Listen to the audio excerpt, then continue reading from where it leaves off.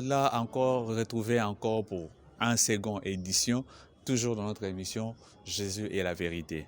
Donc aujourd'hui, nous allons partager encore un nouveau thème, un thème très intéressant. Nous allons parler sur Vous serez mes témoins. Ce thème est tiré du livre des Actes des Apôtres.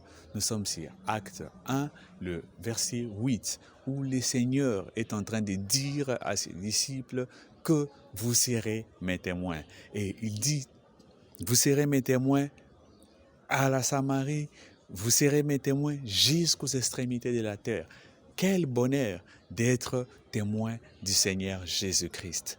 Mais en cela, ce qui m'intrigue dans cette histoire, il leur demande d'être ses témoins, mais il leur demande d'aller à Jérusalem et d'attendre parce que pour être témoin du Seigneur Jésus-Christ, vous devez être rempli du Saint-Esprit. C'est parce que sans le Saint-Esprit, vous ne pouvez rien faire. Au prochain numéro, nous avons parlé du salut et nous avons bien dit que le salut se trouve en Jésus-Christ. Et le fait que vous avez reçu le Seigneur Jésus-Christ comme votre Seigneur et Sauveur, maintenant, vous êtes appelés à travailler dans l'œuvre. Et pour travailler dans l'œuvre, mon frère, ma soeur, tu as besoin d'être rempli du Saint-Esprit pour rendre témoignage du Seigneur Jésus-Christ. En cela, j'aimerais te demander de pouvoir lire avec moi ces versets de Jean 16, le verset 7, où le Seigneur dit de son vivant, il est avantageux pour lui qu'il puisse s'en aller afin que le consolateur puisse venir. Sachez que nous avons besoin du consolateur parce qu'il dit, le consolateur, il enseigne sur tout ce que le Seigneur nous a dit parce qu'il est l'enseignant par excellence. Et le consolateur est là pour nous donner la puissance de pouvoir agir. En cela, j'aimerais te demander de pouvoir aspirer à cela. J'aime bien ce que Pierre dit. Le jour de la Pentecôte, Pierre s'éleva et est en train d'enseigner avec courage et force. Et les Israélites lui posaient la question, « Oh mon frère, qu'allons-nous faire ?» Il les a dit que cette promesse est pour vous.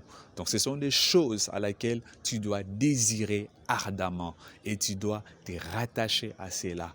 Et tu dois demander au Seigneur Jésus-Christ afin qu'il puisse te remplir du Saint-Esprit. Car c'est là une promesse. Et sache-le que Dieu ne ment pas. Il n'est pas un fils d'un homme pour mentir. Donc lorsqu'il donne une promesse, sache-le qu'il accomplit sa promesse. Voilà pourquoi je te demande aujourd'hui de pouvoir aspirer à cela. Donc sans plus tarder, nous sommes déjà en train de pouvoir chuter. J'aimerais te demander de pouvoir faire cet exercice avec moi. À chaque fois à la fin, nous allons essayer de conclure. Nous allons demander au Seigneur Jésus-Christ afin qu'il puisse envoyer son esprit.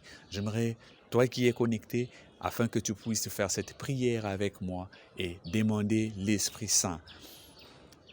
J'aimerais que tu pries avec moi en ces mots. Seigneur Jésus, nous venons devant toi et nous te demandons afin que tu puisses nous remplir. Nous sommes disposés, Seigneur, à pouvoir travailler dans ton champ, mais nous avons besoin de ton esprit.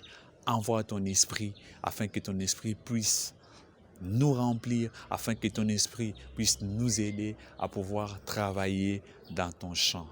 Seigneur, merci parce que tu le fais, parce que tu dis tout ce que nous demandons en ton nom, que nous puissions croire que nous l'avons déjà reçu.